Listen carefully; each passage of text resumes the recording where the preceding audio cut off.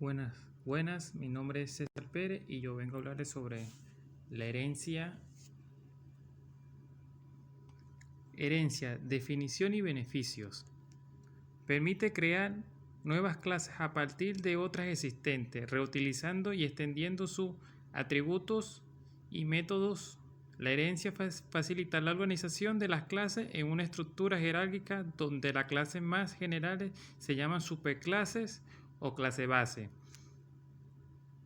La herencia permite el polimorfismo, que es la capacidad de que un objeto se comporte de diferentes formas según la clase a que pertenece. Una clase se define a partir de la otra, agregando su propia funcionalidad. Permite simplificar la estructura compleja de clases, y algunos de los beneficios de las herencias son: reduce la duplicación del código, ya que se puede aprovechar la característica de las clases base. Facilita la comprensión y el mantenimiento del código, ya que se puede agrupar las clases según su relación y función. Permite la especialización y la adaptación de la clase, ya que se pueden agregar o modificar atributos y métodos de su clase. Mejora la eficiencia y la flexibilidad de desarrollo, ya que se puede crear nuevas clases a partir de la existentes sin tener que empezar desde cero. Podemos observar en este ejemplo donde podemos ver una cuenta de banco, donde podemos observar la cuenta, que es la superclase, y su directiva, que sería la cuenta de ahorro, y su cuenta corriente, que sería la derivada, pues, o hija, pues. Tipo de herencia: múltiples y simples. La herencia simple. En este tipo de herencia, una clase solo puede tener un padre, por lo que una estructura de clases será un árbol jerárquico. Es fácil de entender y manejar tanto por el programador y por el lenguaje. Es limitada, puesto que en el mundo real un objeto puede pertenecer a varias clases, y sin embargo aquí esta situación no se puede modelar.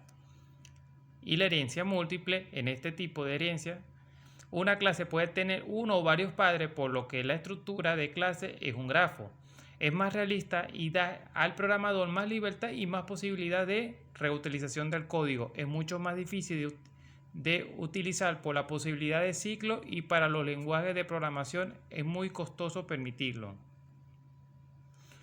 Podemos observar aquí un ejemplo donde podemos ver un vehículo. Un vehículo tiene diferentes clases. Podemos observar que un vehículo es un auto, pero también puede ser un avión y a la vez un volador, pues. O sea, el vehículo es la clase, y su derivado, que posiblemente puede ser auto, pero todo lo que tenga que ver con desplazamiento puede ser un avión o un volador, pues. Así mismo pasa en la programación. Ahí donde vamos sobre las clases de bases virtuales.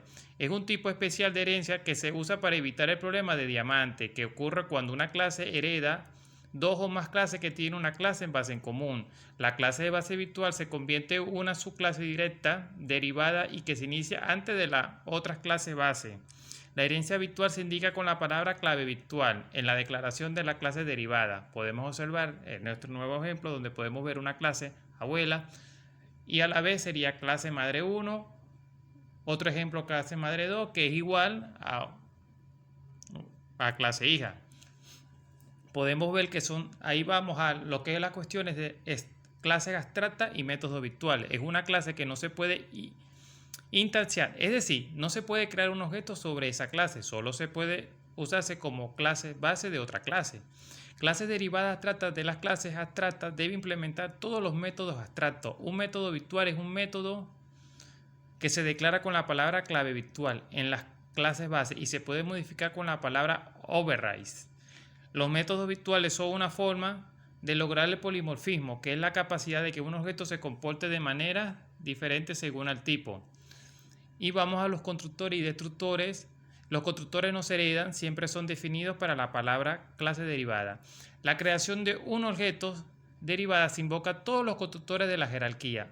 Orden de ejecución de constructores: primero se ejecuta el constructor de la clase base y luego el de la derivada. Esto implica que la clase derivada o aplica una política de refinamiento, añadir comportamiento al constructor de la clase base. Ejecución implícita del constructor por defecto de la clase base: invocar un constructor de la clase derivada. Ejecución explicar de cualquier otro tipo constructor de la zona de inicialización. Igualmente con los destructores no se heredan, siempre es definido por la clase derivada.